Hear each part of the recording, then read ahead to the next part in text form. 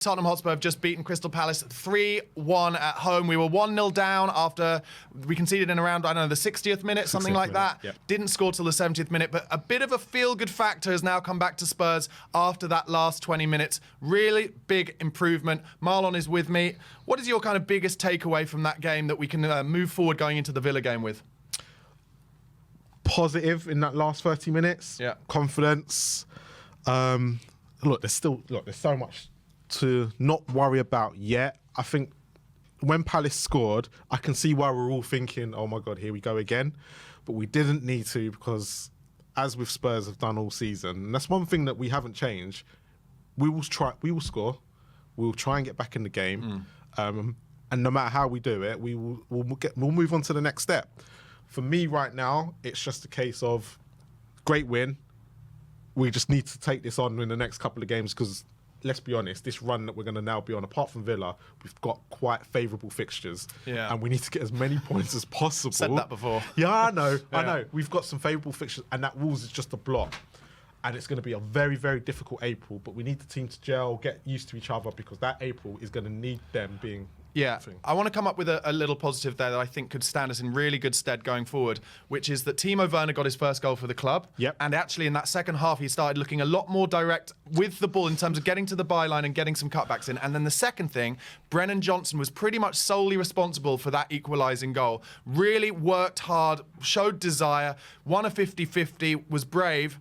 And he will gain a lot of confidence from that in a time where people have been questioning him. No, and that's the strangest thing. Like, I looked at, and when he won the ball back, one off Anderson, you're kind of then looking, what can he do next? Yeah. But it's the way he wins it back, dribbles past him. I think Lerma. It was Lerma, and then comes back. He goes past him as well. Yeah. And he just lays it on a sixpence for Werner. Werner couldn't miss. Yes, Werner could have missed because it's Werner, but he didn't miss, and it's changed the whole game. And actually, Johnson's confidence then grew to the other players. Yeah. Which is quite strange to say considering how he's been. But then the players started to believe, and then, that Maddison starts to play as a number 10 and not a number 6, yeah. Which you said quite early on, when after the 1-0, he kept dropping, he was too deep. And we need him, and then the second goal goes in, and it just turns everything on its head. I think there were some signs during that game, a kind of 10 or 15 minute period in the first half, and then certainly in that kind of last 20 minutes, of us getting somewhere near back to that kind of fluency that we haven't shown for a long time. And I think a lot of that is to do with that combination in midfield. Bentancur, Maddison, Sarr when he came on as well, looked good in that sense. And then you were saying quite early on, we need a bit more pace in the wings, we need to be better out wide. And actually it was down the wings that really changed things. I think, because again, and it's only because I did my research on Palace last week and I saw where Burnley caused them the most trouble. And Kulu's very predictable. And I could see that in the first half. And what like you said, in the first half, Werner kept cutting back and he wasn't being direct. Yeah. And as soon as he went direct, Palace were like, what are you doing? This is not what we planned for. All right. And obviously we saw that one go across goal. We both said at the same time, if Johnson was there, he's on the end of that. And Kulu's not. Yeah. So you could see that that's what the game kind of needed. Right. And I think hopefully that's what Ange saw. And that's why he did bring on Johnson. But again, he left Kulu on the pitch. Because he obviously loves Kulu and the energy he brings. But yeah, at the same time, it just needed that pace. Because I don't think Tyrick Mitchell and Muniz are very good with pacey wingers. Right. And I think that was more the issue for Crystal Palace. It was their weakness. And hopefully he saw that, and that's why he brought on Johnson. And obviously we end with, a good feeling, 3 points, very important win. But we do have to talk about the kind of first 70 minutes. Do we have to? The way I'm going to choose to talk about it is less about us playing badly and more about the realities of what we're going to face up to against any team we play other than the top 6 realistically when they come to our place, which is that there is a very tried and tested system that can be used to basically nullify us. The first half, we only had 2 shots on goal in the first half. We did improve second half because of some of those things that Marlon was just talking about.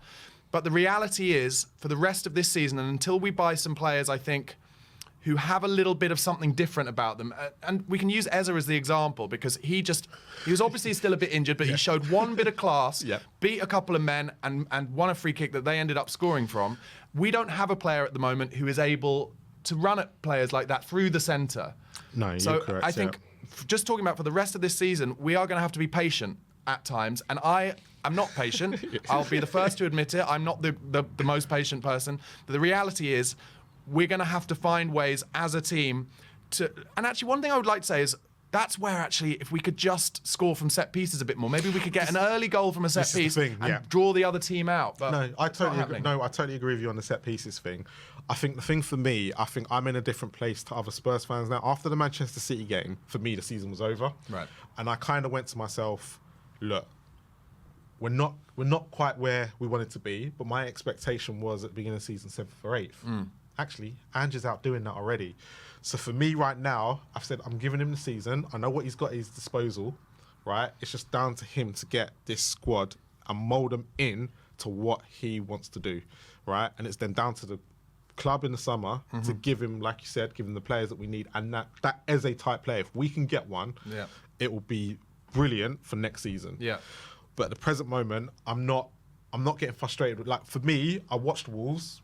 I wasn't frustrated. I was unhappy, but I'm not frustrated. I think I've gone, after that Man City game, like I said, I've completely changed my mindset for the rest of the season. All right? And because of that, that's why I was a bit more confident about today. There's certain games like Villa next week, I'm not expecting anything. For me, I'm not expecting. I know a lot of Spurs fans will after this. I'm not expecting anything because Villa are just a lot. They're further in their journey than we are at the moment. Totally agree with that. Right? So if we lose, we lose. But as long as there's a performance.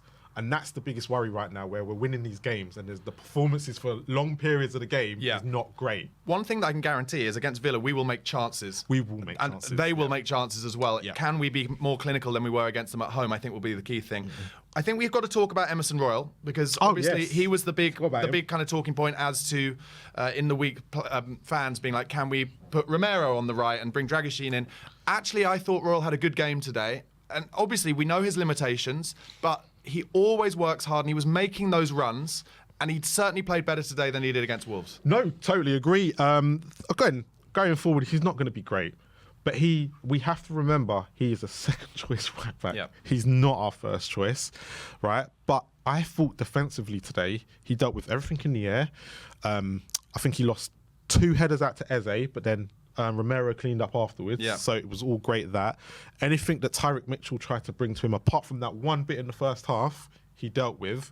I actually thought he had a better game than Destiny. If I'm being more, if I'm looking at it as a whole, right? And yes, you're right, he was making those runs. Yes, he's not good in those positions, but he's still gonna try it and give you what you need, and still try it and play Ange ball. Yeah, for me, isn't he the epitome? I think Emerson Royal is the epitome of what Ange said earlier in the season, where he said the difference between the very best players and great players or good players is actually much smaller than the difference of having a bad apple in the changing room. And I think that is why maybe in the long term, Emerson Royal might end up staying at the club because Ange will look at performances like this where he's trying his best, he's working hard and he gives 110% rather than maybe bringing in a more offensively talented right back who might kick up a fuss if he's not playing any games.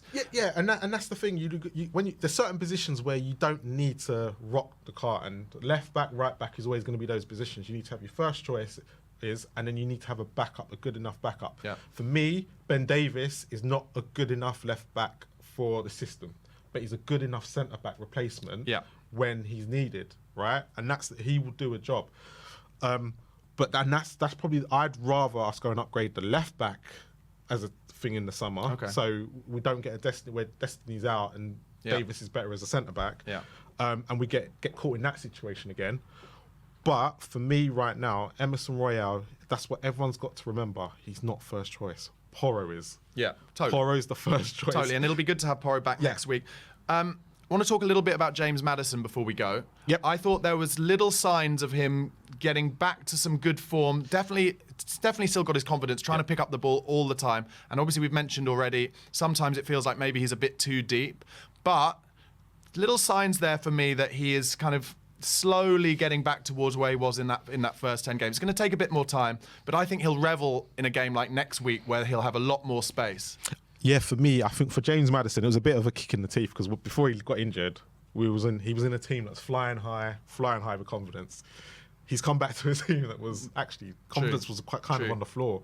So for him, he's not coming back. He's not. So it's more harder for him to come into these games because obviously for him, he's trying to get back to his best. but the team's not nowhere near the level where he was when he left it. So for him, he's had to kind of adjust and get back. And you can see it, that goal for Romero, that's where he needs to be. That ball, Yeah, that ball is that's why we want him. We want him to unlock it in moments like that, right? He sees it, puts the ball in, on the sixpence for Romero. Yeah, completely agree. Yeah, that was. If you haven't seen it yet, check out Match of the Day tonight or wherever you watch your highlights, because he plays a beautiful off his laces volleyed ball to the back stick, and Romero gets up early and glances it into the bottom left-hand corner. I want to talk a bit about Mickey van der Ven, because I just think, and I mentioned it earlier in the watch along, I'm going to say it again. He's the first player we've had since Moussa Dembele where whenever he's in a one-on-one or a 50-50, I have no fear whatsoever. And if we paid £40 million for him, I dread to think what his value is, because he is an unbelievable Rolls Royce of a centre-back. The worst thing is, I remember when we were linked with him in the summer. So me and Ash, I remember we did a whole thing on our defenders, and Ash asked me at the end, out of the two of the Tapsoba and Van der Ven, who would you go for if I had to pick one? And I went, there's something about Van der Ven that reminds me too much of Vertonghen, a quick Vertonghen. Yeah. And I love Vertonghen as a player. I loved him as a defender. And I'm glad I said that at the time. I've got video evidence, because all he's done is prove exactly what I thought he might be. But I'm gonna sit here and say I didn't think he'd be this good. Yeah, I know. That's the worrying thing. I thought he'd take some time, but when I heard that he was linked with Liverpool and Klopp wanted him, I thought, okay, really? It's not this, but then now I can see why. Yeah. He would have been. Do you know what? He probably in about a couple of years could be a perfect replacement for someone like Van Dijk in that Dutch team. Yeah, he's an unbelievable player. So the goals were scored by Werner, Romero and Son. Just before we go, Marlon, I'm going to ask you for your man of the match and then your prediction for next week's game at Villa Park. Man of the match, I'm going to give to Johnson. Just good. because. Yeah. The reason why I'm going to give it to him is because, like you said, that first 60 minutes was just not great to watch. Yeah.